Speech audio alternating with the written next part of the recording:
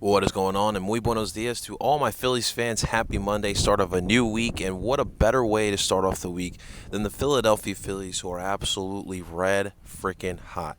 It was a little bit troubling last Tuesday when they absolutely got spanked by the Atlanta Braves, and where Phillies fans were thinking to themselves, oh no, we're going back down to this rabbit hole that we don't want to be in. But then they split the series against Atlanta. And then this weekend, they not only swept the Washington Nationals, but absolutely obliterated them. So since the Chicago Cubs sweep that they received after the All Star break, the Phillies reel off a series win against the Atlanta Braves, a sweep against the Pittsburgh Penguins, a split against the Atlanta Braves again, and now has swept the Washington Nationals in convincing fashion.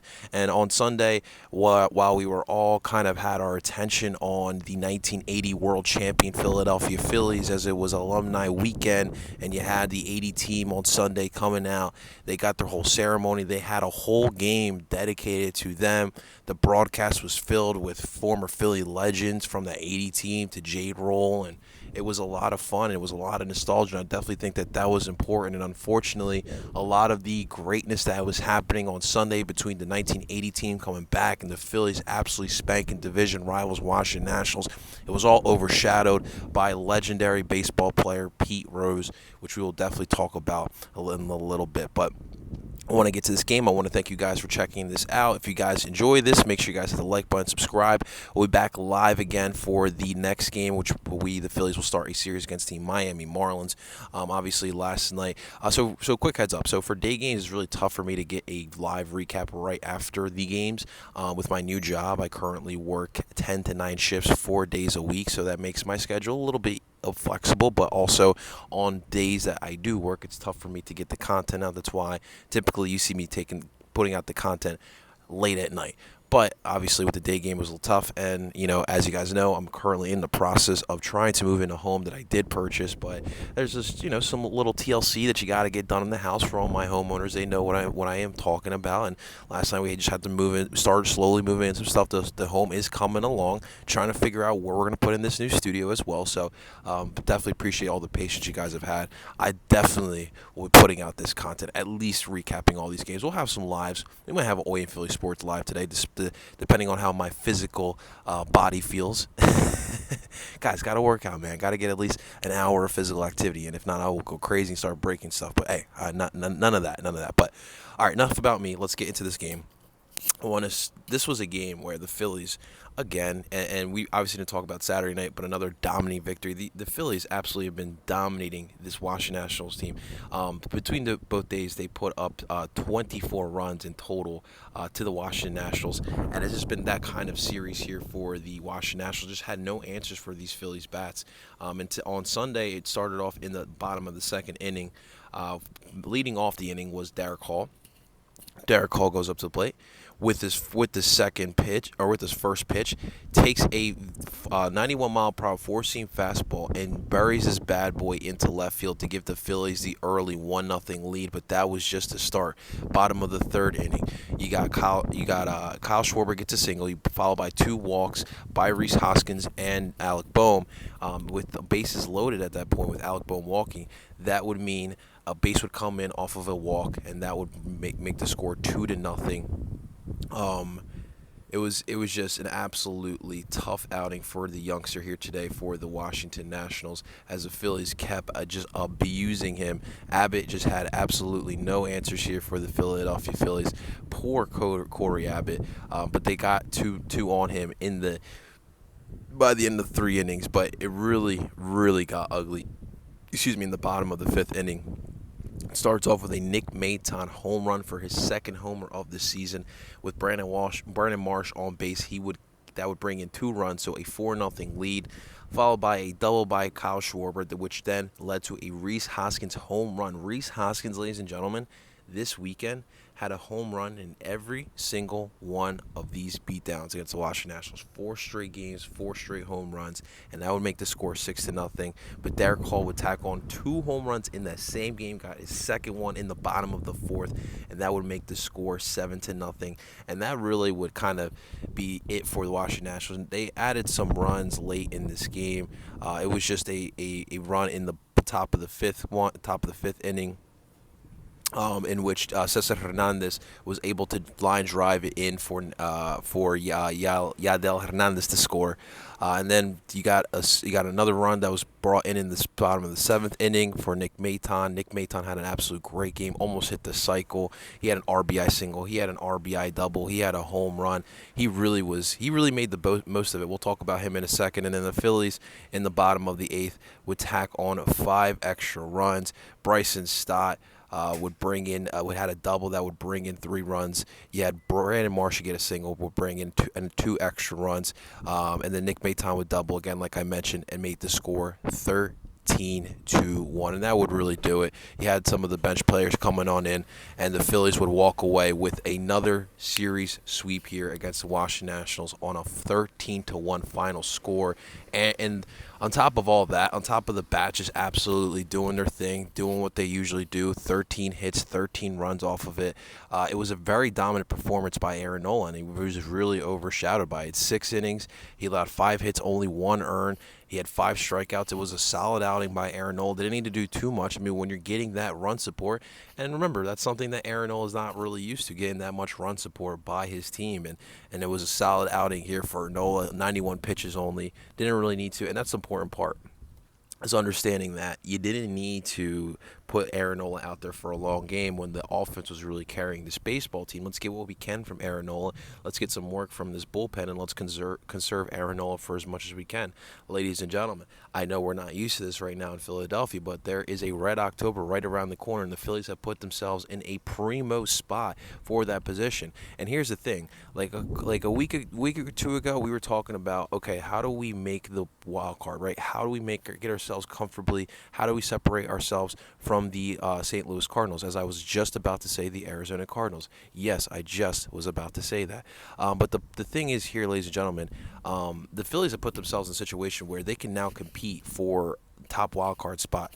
They are with this series sweep. They are 4 back of Atlanta. They are only half game back of the super team San Diego Padres, and dare I say, are the Philadelphia Phillies one of the elite teams in baseball, at least in the national? Let's forget the whole league.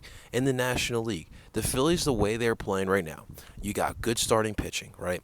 You got Zach Wheeler, Aaron Nola, obviously aces on on a lot of teams. On most teams, those are aces. Kyle Gibson and Ranger Suarez have proven to be great mid-rotation guys. And obviously, we didn't talk about Ranger Suarez on Saturday, but I thought he was really good as well.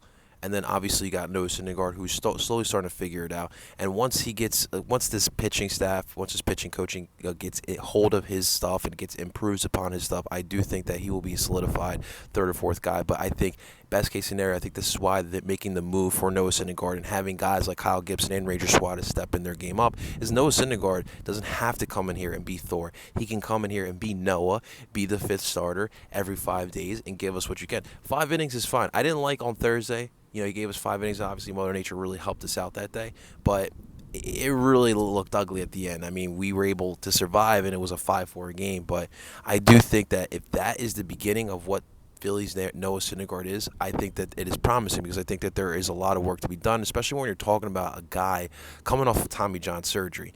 And you got to really know the rehab is the most important part about it. The aftermath of the surgery is really the most important part about it, because it really can dictate how efficient and how successful a pitcher can really be following. It's a really serious injury, but taken care of the right way, it could actually improve upon the player. So I feel like the Phillies have themselves a really good starting rotation. The bullpen has obviously been really one of the best bullpens in the National League. Crazy to say that after the past couple of years, but they have solidified themselves as a strong suit of this baseball team. And then last but not least, something that we've always known is the bats. This team can hit with the best of them, but I think that what is most impressive, especially over the series, is that you got confidence from a lot of young guys so far.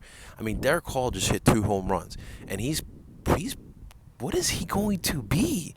I mean, this is a dude who can obviously, come playoff time, can be someone that could be a bench piece, come in and give you some pop, give you some power coming off the bench. Now, obviously, it's going to be tough when Bryce Harper comes back, because more than likely he cannot go back out on the field. So you're more than likely going to have to do what you did in the beginning of the year, having him DH for most of the games. And so where does that leave Derek Hall? This is a team full of DHs. You got Reese Haas, you got Alec Boehm, Nick Castellanos, Kyle Schwarber, a bunch of guys who could play the DH position. But I thought Derek Hall looked really solid at first base here today. So That could be something that they could be rotating, but obviously when you got Rhys Hoskins, especially when Rhys Hoskins is hot, you are not sitting Rhys Hoskins for nobody. Obviously, Alec Boehm has been phenomenal, absolutely phenomenal, and in this national series, flashing the leather. Now, I will say that one out, I think was the sixth inning, where he gets the it was 2 outs, gets the ball at third base, and he's just like trying to get that out at first base when all he needed to do was just tag out at third base, but he decided to make it tougher, throw out at first. It was a nice play. It probably was not warranted, but it was definitely a nice play by Mr. Alec Bowman. I can't take anything away from him. I mean, Nick Maton, we just talked about it. RBI single, RBI double, a home run. And I was so happy to hear the news of him coming off of the IL and them, putting back down Yairo Munoz and bringing back Nick Maton, because Nick Maton provides a little bit more of a bat than what Yairo Munoz can. Yairo Munoz is a grit and grind type of player. He'll give you all the effort possible. He'll get you a nice little chopper. He'll run out at first base. He'll give you that hard work stuff. But Nick Maton's got a little bit more skills, a little bit more polish as a player. So having him on the bench makes me feel a little bit more comfortable than Yairo Munoz. And if he's part of this bench come playoff time, I feel really comfortable about that. I think Bryce's stat is going to improve upon. Obviously, you saw his bat being effective here in this game, which I thought that was very, very important. And I just think that overall this team has some depth. Brandon Marsh is going to fall in as well. But if you have the latter part of the lineup producing, bringing in runs, bringing in pop, that ease off pressure off your Kyle Schwarbers, your Rhys Hoskins, your Nick Castellanos. And that, ladies and gentlemen, is good team baseball. And that's what you saw here this past weekend over the Nationals. And look, they're going to, and I'm telling you, they're going to contend for top NL wild card spot. Like, it's crazy to say that after a week, but it is going to happen, and I don't think anyone should be surprised. Now, I do understand the argument that the Phillies have played the Pittsburgh Pirates, have played the Washington Nationals, but the thing is, you need to remember, this is also a team that has lost series to the likes of two teams like the Nationals and like the Pirates in the past.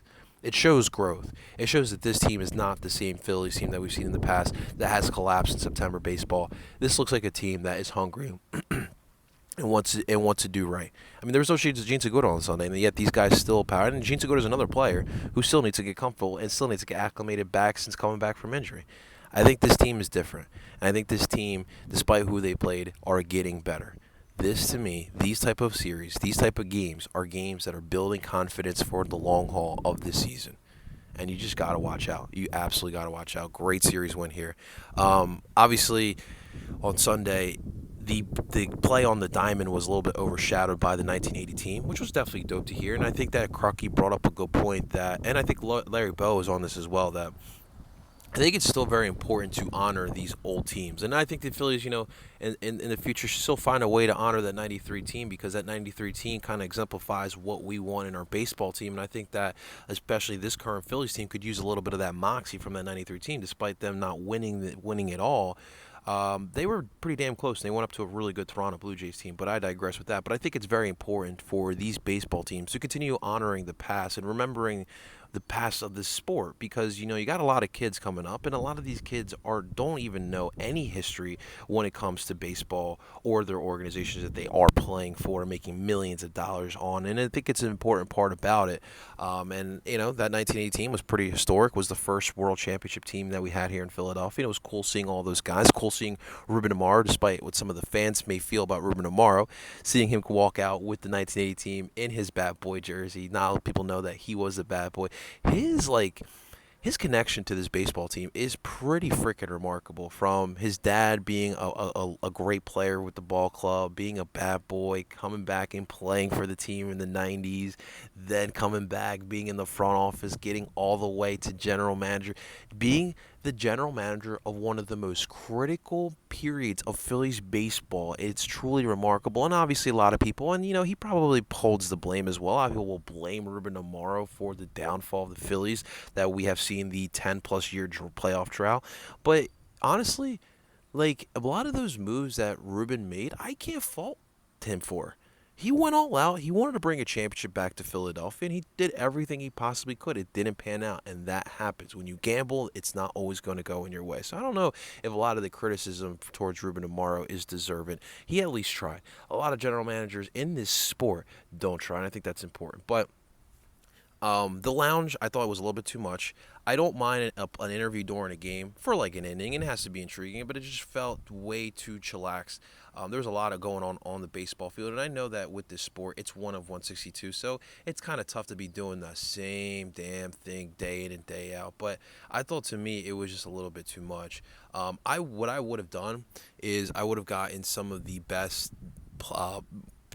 best players or some of the best players that people wanted to hear the interviews from and bring them in the booth one by one, not just having like 4 or 5 guys in there. And of course, we need to bring up the elephant in the room, and that was Pete Rose. Obviously, Pete Rose got invited back. He was a very important part of that 1980 team. If we didn't have Pete Rose, we probably wouldn't have won that 1980 team. And when you think of baseball, you think of Pete Rose. He's one of the best players of all time, and you definitely appreciate him for what he's done to the sport. Now, what I want to talk about is stuff that is important to me as a human being, and it's something that we do need to talk about.